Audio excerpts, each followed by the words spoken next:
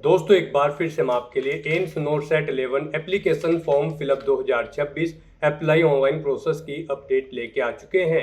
किस तरह से आप एम्स नोटसेट 11 के 2218 खाली पदों के लिए अपने फॉर्म अप्लाई कर सकते हो। स्टेप बाय स्टेप कंप्लीट जानकारी आपको इस वीडियो में दी जाएगी।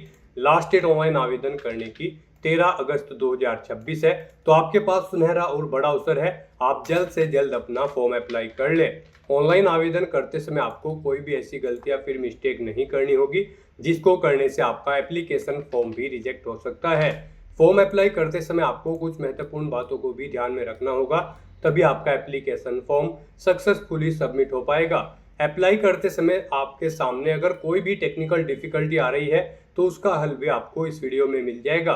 फॉर्म अप्लाई करते समय आप किस प्रकार से अपना रजिस्ट्रेशन करोगे, कैसे आपको अपनी पर्सनल डिटेल, क्वालिफिकेशन डिटेल या फिर अदर डिटेल फिल करनी होगी, वेरिफिकेशन आप अपना कैसे करोगे, एग्जाम स्टेट आपको कैसे चुनने होंगे, किस तरह से आपको यहाँ पर अपना लाइव फोटो कैप्चर करना होगा, डॉक्यूमेंट सिग्नेचर फोटोग्राफ कैसे और कितने केबी में आप अपलोड करोगे, फीस पेमेंट करते हुए रजिस्ट्रेशन से लेकर प्रिंट तक आप कैसे अपना फॉर्म अप्लाई करोगे। पूरी जानकारी के लिए आपको ये वीडियो शुरू से लेके एंड तक बिना स्किप किए हुए देखनी होगी। इस वीडियो को पूरा देखने पर ही आपके सभी सवाल और डाउट क्लियर होंगे। तो चलिए दोस्तों, बिना कोई वक्त गंवाए शुरू करते हैं AIIMS NORCET 11 application form fill up की पूरी जानकारी। फॉर्म भरने से पहले आपको सबसे पहले हमारी वेबसाइट IND सरकारी नौकरी के इस पेज पर विजिट करना होगा, जिसका लिंक आपको नीचे description plus first comment box में मिल जाएगा। और हमारे इस पेज पर विजिट करके आप यहां से एम्स नोटसेट 11 का फॉर्म अप्लाई कर सकते हो। All India institute of medical science AIIMS की ओर से nursing officer recruitment common eligibility test NORCET 11 का नोटिफिकेशन रिलीज कर रखा है। 2218 वैकेंसीज है। लास्ट डेट ऑनलाइन आवेदन करने की 13 अगस्त 2026 है। यहाँ पर बात अगर एग्जाम सिटी की जाए तो 3 सितंबर को यहाँ पर अवेलेबल होगी। कंप्यूटर बेस्ड टेस्ट जो फ्री होगा एग्जाम इसका 12 सितंबर को कंडक्ट होगा। एडमिट कार्ड उसके लिए 9 सितंबर से आप डाउनलोड कर सकते हो। और मेन एग्जाम यहाँ पर 30 सितंबर को कंडक्ट होने जा रहा है। 9300 से 34,800 सैलरी है।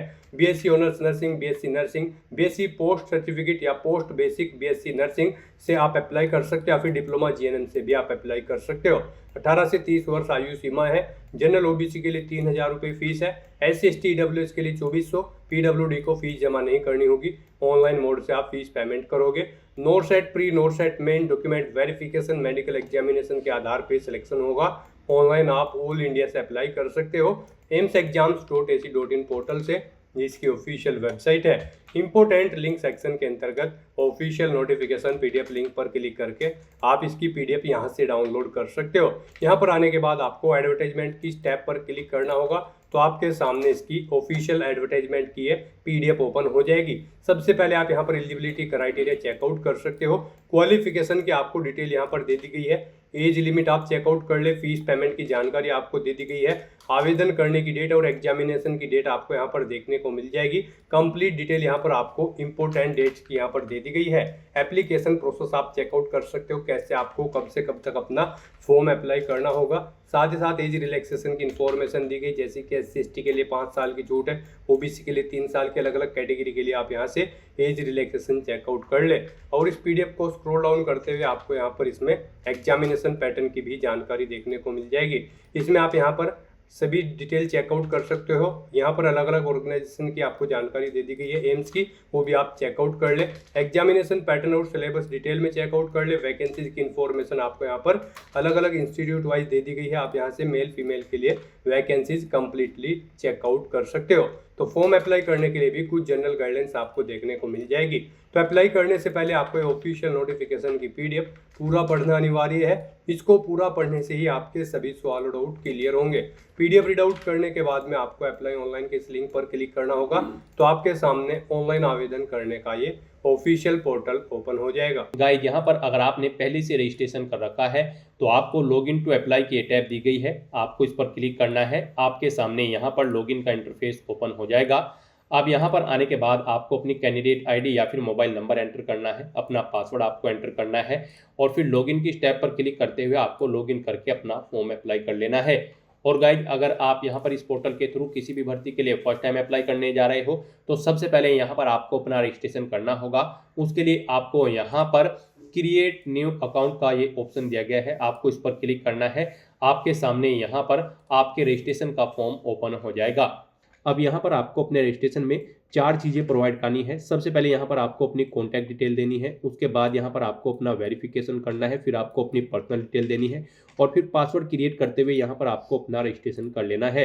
तो सबसे पहले यहाँ पर आपको अपनी कॉन्टैक्ट डिटेल देनी है। इसमें आपको सबसे पहले अपना मोबाइल नंबर एंटर करना है, उसे एक बार फिर से एंटर करके कन्फर्म कर लेना है। अपनी ईमेल आईडी आपको एंटर करनी है, उसे भी एक बार फिर से एंटर करके कन्फर्म कर लेना है। उसके बाद आपको जनरेट ओटीपी के इस ऑप्शन पर क्लिक करना है। फिर आपके रजिस्टर्ड मोबाइल नंबर और ईमेल आईडी पर ओटीपी आए होंगे, वो ओटीपी आपको यहाँ पर एंटर करने हैं और उसके बाद वेरीफाई टू प्रोसीड के इस ऑप्शन पर क्लिक करते हुए आपको अपना मोबाइल नंबर और ईमेल आईडी वेरीफाई कर लेने हैं। इस तरह से यहाँ पर आपकी कॉन्टैक्ट डिटेल कंप्लीट हो जाएगी। फिर यहाँ पर आपको अपना वेरिफिकेशन करना है। अब आपको सबसे पहले इस चेकबॉक्स को ओके करना है कि आपकी एज यहाँ पर 18 साल से ज़्यादा है। उसके बाद यहाँ पर आप डिजी लॉकर के थ्रू अपना वेरिफिकेशन कर सकते हो और अगर आप डिजी लॉकर के थ्रू अपना वेरिफिकेशन नहीं करना चाहते हैं तो फिर यहाँ पर आप I want to proceed without authentication के इस चेकबॉक्स को ओके करेंगे और उसके बाद गाइड आप यहाँ पर कंटिन्यू के इस ऑप्शन पर क्लिक करेंगे और फिर यहाँ पर आपको अपनी पर्सनल डिटेल देनी होगी। और गाइज अगर आप यहाँ पर डिजी लॉकर के थ्रू अपना वेरिफिकेशन करना चाहते हैं तो आपको इस चेकबॉक्स को ओके नहीं करना है और फिर बस यहाँ पर अब आपको वेरिफिकेशन थ्रू डिजी लॉकर के इस ऑप्शन पर क्लिक करना है। फिर यहाँ पर आपको डिजी लॉकर के इंटरफेस पर डायरेक्ट कर दिया जाएगा। अब गाइज आपको यहाँ पर अगर आपने अपना अकाउंट क्रिएट कर रखा है तो आपको लॉगिन करके यहाँ पर डिजी लॉकर पर अपना ऑथेंटिकेशन कर लेना है और अगर आपने डिजी लॉकर की वेबसाइट पर अकाउंट क्रिएट नहीं कर रखा है तो आपको पहले डिजी लॉकर की वेबसाइट पर जाकर अपना अकाउंट क्रिएट करना होगा। उसके बाद यहाँ पर आपको अपना वेरिफिकेशन करना होगा। आप गूगल पर जाएँ, डिजी लॉकर टाइप करें, डिजी लॉकर की वेबसाइट ओपन होगी और उसमें वहाँ पर आप अपना रजिस्ट्रेशन कर ले। तो यहाँ पर अब आपको अपना वेरिफिकेशन करने के लिए स्टार्ट वेरिफिकेशन के इस ऑप्शन पर क्लिक करना है। उसके बाद यहाँ पर आपको अपना आधार नंबर एंटर करना है। यहाँ पर आप अपना आधार नंबर एंटर करें और उसके बाद नेक्स्ट के इस ऑप्शन पर क्लिक करें। फिर आपके रजिस्टर्ड मोबाइल नंबर पर जिससे आपका आधार लिंक है उस पर एक ओटीपी आया होगा, वो ओटीपी आपको यहाँ पर एंटर करना है और उसके बाद सबमिट के इस ऑप्शन पर क्लिक करना है। फिर यहाँ पर आपको अपना 6 डिजिट का सिक्योरिटी पिन एंटर करना है जो आपने डिजी लॉकर अकाउंट पर अपना अकाउंट क्रिएट करते समय क्रिएट किया था, वो पिन यहाँ पर आपको एंटर करना है और उसके बाद आपको डन के इस ऑप्शन पर क्लिक करना है। और गाइज अगर आप अपना पिन भूल चुके हो तो फिर यहाँ पर आपको फॉरगॉट माई पिन के इस ऑप्शन पर क्लिक करते हुए अपना पिन रिसेट कर लेना है और उसे यहाँ पर एंटर करते हुए आपको डन करना है। फिर यहाँ पर आपके सामने कुछ इस तरह से इंटरफेस ओपन होगा। अब यहाँ पर आपको इशू डॉक्यूमेंट में इस चेकबॉक्स को ओके करना है और पर्पस बताना है। यहाँ पर आप वेरिफिकेशन सेलेक्ट कर सकते हैं और उसके बाद गाइज आपको अलाउ के इस ऑप्शन पर क्लिक करते हुए अपना वेरिफिकेशन कर लेना है। इस तरह से यहाँ पर आपका वेरिफिकेशन सक्सेसफुली कंप्लीट हो जाएगा। अब गाइज आपको यहाँ पर कंटिन्यू के इस ऑप्शन पर क्लिक करना है। फिर यहाँ पर आपको अपनी पर्सनल डिटेल प्रोवाइड करनी है। यहाँ पर आपकी डिटेल आपके आधार से फैच कर ली गई है वेरिफिकेशन के थ्रू, जैसे कि आपका नाम, आपका फादर का नाम, आपका जेंडर, आपकी डेट ऑफ बर्थ। यहाँ पर अगर आप डिजी लॉकर से अपना डाटा फैच करना चाहते हैं तो आप इस चेकबॉक्स को ओके कर देंगे। ऑटोमेटिकली आपका डाटा आपके डिजी लॉकर अकाउंट प्रोफाइल पर जो डाटा आपने प्रोवाइड कराया है उससे फैच करके यहाँ पर फिल कर दिया जाएगा। और गाइज अगर आप अपनी 10वीं क्लास के अकॉर्डिंग यहाँ पर अपने डेटा की डिटेल देना चाहते हैं तो फिर यहाँ पर आप मैन्युअली एंटर कर सकते हैं अपनी डिटेल। इसे आप चेंज करना चाहते हैं तो आप अपनी 10वीं की मार्कशीट के अकॉर्डिंग यहाँ पर इसमें आप चेंज कर सकते हैं। तो यहाँ पर बस अब आपको अपनी मदर का नाम एंटर करना है। फिर यहाँ पर आपको आपके आधार के अकॉर्डिंग आपका जेंडर ऑटोमेटिकली सिलेक्टेड मिलेगा। आपकी डेट ऑफ बर्थ भी आपको ऑटोमेटिकली यहाँ पर फिल मिलेगी। फिर यहाँ पर बस आपको अपना मैरिटल स्टेटस सेलेक्ट करना है, आप मैरिड हो या फिर अनमैरिड। आप इनमें से ऑप्शन सेलेक्ट करें और उसके बाद कंटिन्यू के इस ऑप्शन पर क्लिक कर दें। इस तरह से यहाँ पर आपकी पर्सनल डिटेल का सेक्शन कंप्लीट हो जाएगा। फिर गाइज यहाँ पर आपको अपना पासवर्ड क्रिएट करना है।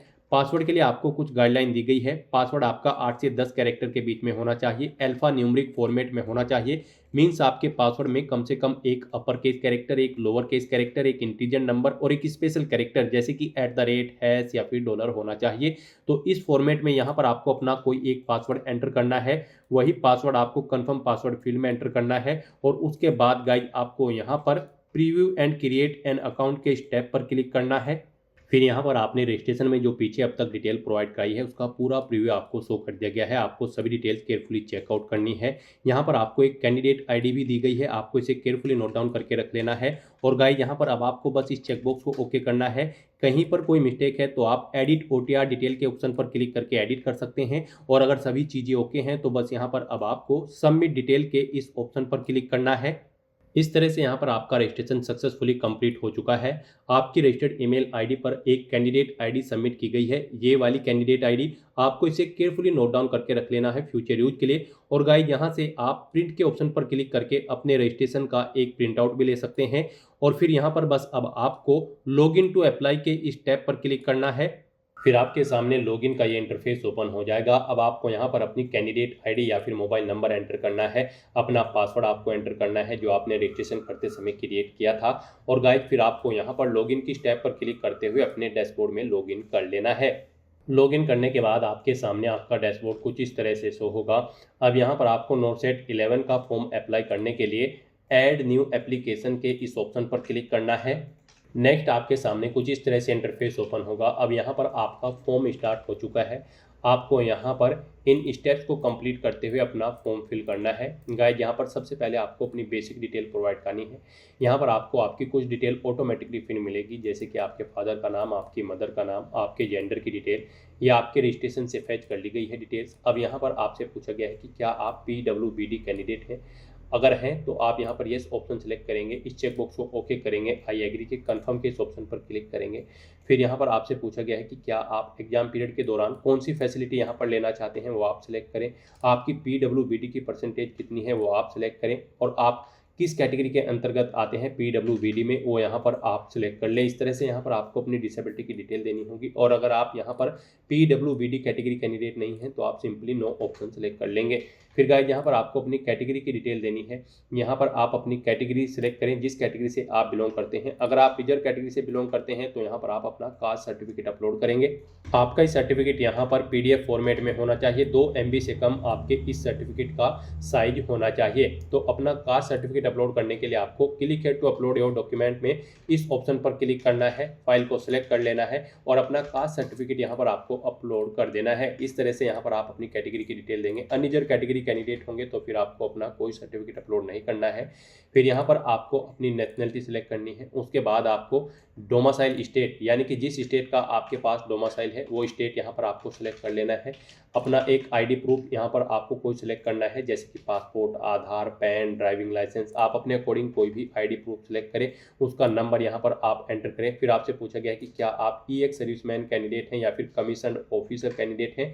अगर हैं तो आप येस ऑप्शन सेलेक्ट करेंगे और फिर यहाँ पर आप अपनी सर्विस की डिटेल देंगे, जैसे कि यहाँ पर आपको किस आर्म फोर्सेस में आप कार्यरत थे उसका नाम देना है। फिर किस डेट से आपने सर्विस स्टार्ट की थी वो डेट आपको सिलेक्ट करनी है। कब एंड हुई है वो डेट आपको सिलेक्ट कर लेनी है। इनके अकॉर्डिंग यहाँ पर आपकी सर्विस की लेंथ कैलकुलेट करके आपको शो कर दी जाएगी।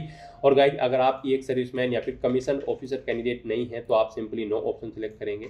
फिर यहाँ पर आपसे पूछा गया है कि क्या आप करंट में इसी के एम्प्लॉय हैं। अगर हैं तो आप येस ऑप्शन सेलेक्ट करें और फिर जॉब का यहाँ पर स्टेटस आप सेलेक्ट करें। रेगुलर हैं आप, किस तरह से एम्प्लॉय हैं। फिर यहाँ पर आपको बताना है प्रेजेंट पोजीशन, अपनी किस पोजीशन पर आप कार्यरत हैं, कब आप अपॉइंट हुए थे वो डेट आपको सिलेक्ट कर लेनी है। और गाइस, अगर आप इसी के एम्प्लॉय नहीं हैं तो आप सिंपली नो ऑप्शन सेलेक्ट कर लेंगे। फिर आपसे पूछा गया कि क्या आप रेगुलर गवर्नमेंट सर्वेंट है। अगर है तो यस करें और उसकी डिटेल दें, जैसे कि ऑर्गेनाइजेशन का नाम आपको देना होगा जिसमें आप कार्यरत है, ऑर्गेनाइजेशन का टाइप आपको सिलेक्ट कर लेना होगा, जॉब का स्टेटस आपको सिलेक्ट करना होगा, किस पोजीशन पर है वो पोजीशन यहाँ पर आपको देनी होगी प्रेजेंट में, कब आप अपॉइंट हुए थे वो डेट आपको सिलेक्ट कर लेनी है। अगर फिलहाल की डेट तक है तो वो डेट यहाँ पर आपको ऑटोमेटिकली फिर मिलेगी। इन डेट्स के अकॉर्डिंग यहाँ पर आपकी सर्विस की लेंथ कैलकुलेट करके आपको शो कर दी जाएगी। और गाइस, अगर आप गवर्नमेंट सर्वेंट भी नहीं है तो आप सिंपली नो ऑप्शन सेलेक्ट कर लेंगे।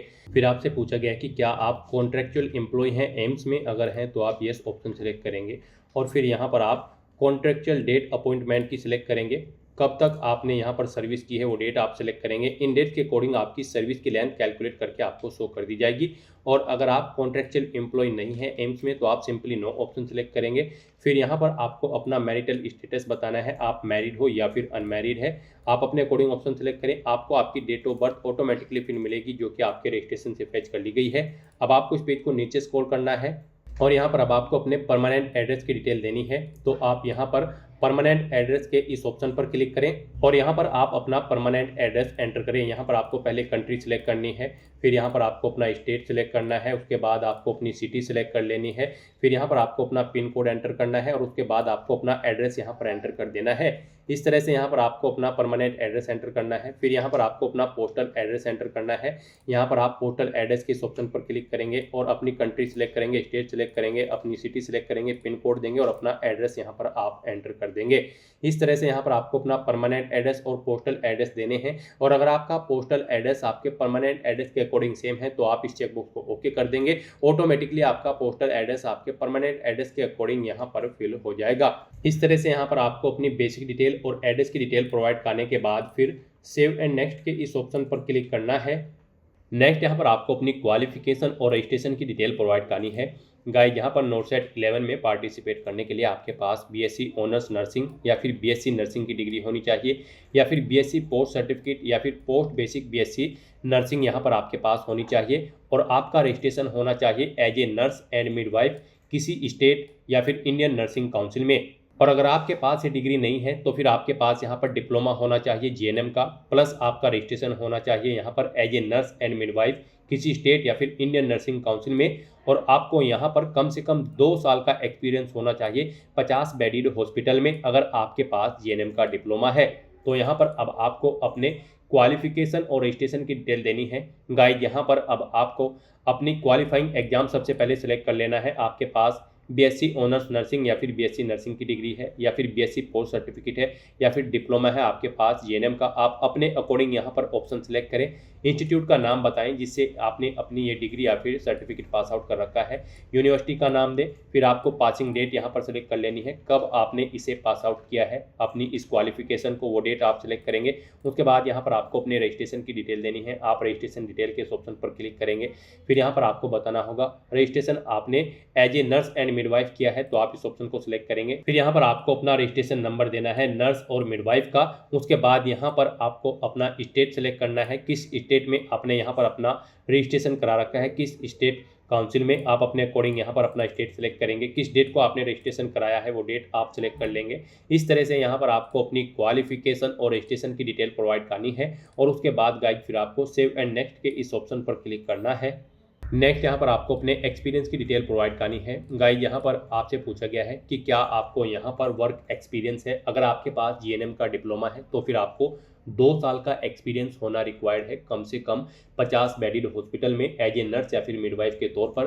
तो यहाँ पर आपसे पूछा गया है कि क्या आपको एक्सपीरियंस है। अगर आपके पास डिप्लोमा है तो फिर आपको येस करना होगा और अपने एक्सपीरियंस की डिटेल यहाँ पर आपको देनी होगी। ऑर्गेनाइजेशन का नाम यहाँ पर आपको देना होगा। इनमें से आप ऑर्गेनाइजेशन सेलेक्ट करें जिसमें आपको कार्य करने का एक्सपीरियंस है। इनमें अगर वो नहीं है तो अदर ऑप्शन आप सेलेक्ट करेंगे और फिर यहाँ पर हॉस्पिटल या इंस्टीट्यूट का नाम देंगे जिसमें आपको कार्य करने का एक्सपीरियंस है। किस पोस्ट पर आप कार्यरत थे वो आप यहाँ पर एंटर करेंगे। एम्प्लॉय टाइप आप सिलेक्ट करेंगे, रेगुलर बेस पर थे, कॉन्ट्रैक्ट या फिर टेम्परेरी। आप अपने अकॉर्डिंग ऑप्शन सेलेक्ट करेंगे। कितने नंबर ऑफ बेड का हॉस्पिटल था जिसमें आपको कार्य करने का एक्सपीरियंस है वो यहाँ पर आपको एंटर करना है। कम से कम 50 बेड का हॉस्पिटल होना चाहिए। फिर आपने कब से जॉब स्टार्ट की थी वो डेट सेलेक्ट करेंगे। करंट में आप कार्यरत हैं या फिर नहीं, अगर नहीं है तो आप नो ऑप्शन सेलेक्ट करेंगे और फिर आप बताएंगे किस डेट को आपने जॉब छोड़ी थी वो डेट आप सेलेक्ट कर लेंगे। इन डेट्स के अकॉर्डिंग यहाँ पर आपकी सर्विस की लेंथ कैलकुलेट करके आपको शो कर दी जाएगी डेज के अंतर्गत। इस तरह से अपने एक्सपीरियंस की डिटेल प्रोवाइड करने के बाद गाइड फिर आपको सेव एंड नेक्स्ट के इस ऑप्शन पर क्लिक करना है। और अगर आपको एक्सपीरियंस नहीं है, यहाँ पर आपने जीएनएम नहीं कर रखा है, आपके पास डिग्री है जिसमें एक्सपीरियंस रिक्वायर्ड नहीं है, तो फिर आप यहाँ पर नो ऑप्शन सेलेक्ट करेंगे कि आपको एक्सपीरियंस नहीं है और फिर आप सिंपली यहाँ पर सेव एंड नेक्स्ट के इस ऑप्शन पर क्लिक कर देंगे। नेक्स्ट यहाँ पर आपको अपने एग्जाम के लिए स्टेट की चॉइस करनी है, किस स्टेट में आप एग्जाम देना चाहते हैं नोटसेट 11 का। यहाँ पर आपको पहले प्री एग्जाम के लिए अपने स्टेट सेलेक्ट करने हैं। आप यहाँ पर अपनी चॉइस के अकॉर्डिंग स्टेट सेलेक्ट करें। यहाँ पर 3 चॉइसेस आपको दी गई है, आप 3 स्टेट अपने अकॉर्डिंग सेलेक्ट करें। उसके बाद फोर्थ में आपको यहाँ पर anywhere in India option select करना है। यहाँ पर उसके बाद आपको अपने मेन एग्जाम के लिए भी स्टेट सेलेक्ट कर लेने हैं एग्जाम के लिए। तो यहाँ पर भी आपको अपनी चॉइस के अकॉर्डिंग 3 स्टेट सेलेक्ट करने हैं। यहाँ पर आप जिस स्टेट को जिस नंबर पर प्रीफरेंस देना चाहते हैं उस नंबर पर आप सेलेक्ट करें। उसके बाद 4th नंबर में आप anywhere in India option select करें। इस तरह से यहाँ पर आपको अपने प्री और मेन एग्जाम के स्टेट सेलेक्ट कर लेने हैं और फिर गाइड आपको यहाँ पर सेव एंड नेक्स्ट के इस ऑप्शन पर क्लिक करना है। नेक्स्ट यहाँ पर आपको अपने डॉक्यूमेंट अपलोड करने हैं। गाइड यहाँ पर आपको अपना नो ऑब्जेक्शन सर्टिफिकेट अपलोड करना होगा। अगर आप कार्यरत है, आपको एक्सपीरियंस है, तो यहाँ पर आप अपना नो ऑब्जेक्शन सर्टिफिकेट अपलोड करेंगे। और अगर आपको एक्सपीरियंस रिक्वायर्ड नहीं है तो फिर आप इस सर्टिफिकेट को अपलोड करें या ना करें, कोई फ़र्क नहीं पड़ेगा। और अगर आपको एक्सपीरियंस था तो फिर आपको ये अपलोड करना होगा। आपका ये डॉक्यूमेंट PDF फॉर्मेट में होना चाहिए, 2 MB से कम होना चाहिए। अगर आप इसे अपलोड कर रहे हैं, आप यहाँ पर click here to upload your document के इस ऑप्शन पर क्लिक करेंगे, फाइल को सेलेक्ट करेंगे और अपना ये डॉक्यूमेंट यहाँ पर अपलोड कर देंगे। उसके बाद आपको अपना पासपोर्ट साइज फ़ोटो यहाँ पर अपलोड करना है। आपका फ़ोटो यहाँ पर JPG, JPEG, WEBP या फिर PNG फॉर्मेट में होना चाहिए। 2 MB से कम इसका साइज होना चाहिए। 6 महीने से ज़्यादा पुराना आपका फ़ोटो नहीं होना चाहिए। यहाँ पर गाइड आपके फ़ोटो की जो डायमेंशन है वो 3.5 इंटू 4.5 सेंटीमीटर होनी चाहिए, विड्थ और हाइट। यहाँ पर अपना फ़ोटो अपलोड करने के लिए आपको क्लिक और drag file to this area to upload के इस ऑप्शन पर क्लिक करना है, फाइल को सेलेक्ट कर लेना है और अपना फ़ोटो यहाँ पर आपको अपलोड कर देना है। उसके बाद आपको इस चेकबॉक्स को ओके करना है कि आपका फ़ोटो 6 महीने से ज़्यादा पुराना नहीं है। उसके बाद गाइज आपको अपने सिग्नेचर अपलोड करने हैं। आप अपलोड सिग्नेचर के इस ऑप्शन पर क्लिक करेंगे। इसके लिए भी आपको गाइडलाइन दी गई है। आपके सिग्नेचर भी यहाँ पर 2 MB से कम होने चाहिए और यहाँ पर आपके अपने सिग्नेचर होने चाहिए। आपको एक बॉक्स यहाँ पर ड्रॉ करना है जिसकी विड्थ और हाइट यहाँ पर 6x3 सेंटीमीटर होनी चाहिए। विड्थ 6 सेंटीमीटर और हाइट 3 सेंटीमीटर होनी चाहिए उस बॉक्स की। उसमें आपको अपने सिग्नेचर करने हैं। ब्लैक या फिर ब्लू इंक पेन से आपको यहाँ पर अपने सिग्नेचर करने हैं एक वाइट पेपर पर। यहाँ पर आपको कैपिटल लेटर्स में अपने सिग्नेचर नहीं करने हैं। तो यहाँ पर अपने सिग्नेचर अपलोड करने के लिए आपको इस ऑप्शन पर क्लिक करना है, क्लिक और drag file to this area to upload.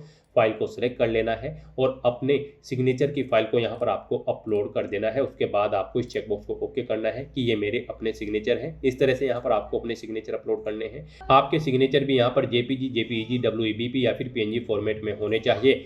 यहाँ पर गाइड उसके बाद आपको अपना लेफ्ट थंब इंप्रेशन अपलोड करना है। आप अपलोड लेफ्ट थंब इंप्रेशन के ऑप्शन पर क्लिक करेंगे। आपका जो थंब इंप्रेशन होगा वो JPG, JPEG, WEBP या फिर PNG फॉर्मेट में होना चाहिए। 2 MB से कम आपकी फाइल का साइज होना चाहिए। यहाँ पर आपको एक बॉक्स ड्रॉ करना है 4x3, यानी कि 4 उसकी विड्थ होनी चाहिए, 3 उसकी हाइट होनी चाहिए बॉक्स की। आपको एक वाइट पेपर शीट पर अपना थंब इंप्रेशन करना है ब्लू या फिर ब्लैक इंक पैड से। यहाँ पर इस तरह से यहाँ पर आपको अपना थंब इंप्रेशन करना है। यहाँ पर उसके लिए आपको अपलोड करने के लिए क्लिक और drag file to this area to upload के ऑप्शन पर क्लिक करना है, फाइल को सिलेक्ट कर लेना है और अपना थंब इंप्रेशन यहाँ पर आपको अपलोड कर देना है। उसके बाद गाइड आपको यहाँ पर इस चेकबॉक्स को ओके करना है कि ये मेरा अपना लेफ्ट थंब इंप्रेशन है। आप इस तरह से 1 बाय 1 करके अपने इन डॉक्यूमेंट्स को अपलोड करेंगे। गाइड यहाँ पर अगर आपके किसी डॉक्यूमेंट का साइज दी गई गाइडलाइन के अकॉर्डिंग नहीं है, कम या ज़्यादा है, तो आपको गूगल पर जाना है, इमेज रिसाइजर टाइप करना है। मल्टीपल ऑनलाइन वेबसाइट ओपन हो जाएंगी। कोई भी वेबसाइट आप ओपन कर ले, उसमें आप जिस दी गई गाइडलाइन के अकॉर्डिंग उसका साइज सेट करना चाहते हैं, उसे वहाँ पर डॉक्यूमेंट को अपलोड करके उसका साइज सेट करें, वहाँ से उसे डाउनलोड करें और फिर यहाँ पर अपलोड कर दें। इस तरह से अपने सभी डॉक्यूमेंट अपलोड करने के बाद गाइड फिर आपको यहाँ पर सेव एंड नेक्स्ट के इस ऑप्शन पर क्लिक करना है। नेक्स्ट यहाँ पर आपको अपना फीस पेमेंट करना है। यहाँ पर आपको आपकी कैटेगरी के अकॉर्डिंग एप्लीकेशन फीस का अमाउंट देखने को मिल जाएगा। गाइड यहाँ पर हम आपको बता दें, जनरल OBC कैंडिडेट के लिए 3000 फीस है, SC ST EWS कैंडिडेट के लिए 2400 रुपये फीस है और PWD कैंडिडेट के लिए कोई फीस नहीं है। तो यहाँ पर आपको आपकी कैटेगरी के अकॉर्डिंग एप्लीकेशन फीस का अमाउंट देखने को मिलेगा।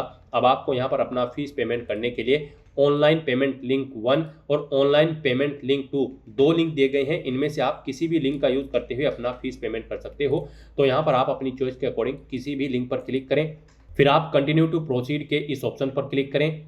फिर आपके सामने कुछ इस तरह से इंटरफेस ओपन होगा।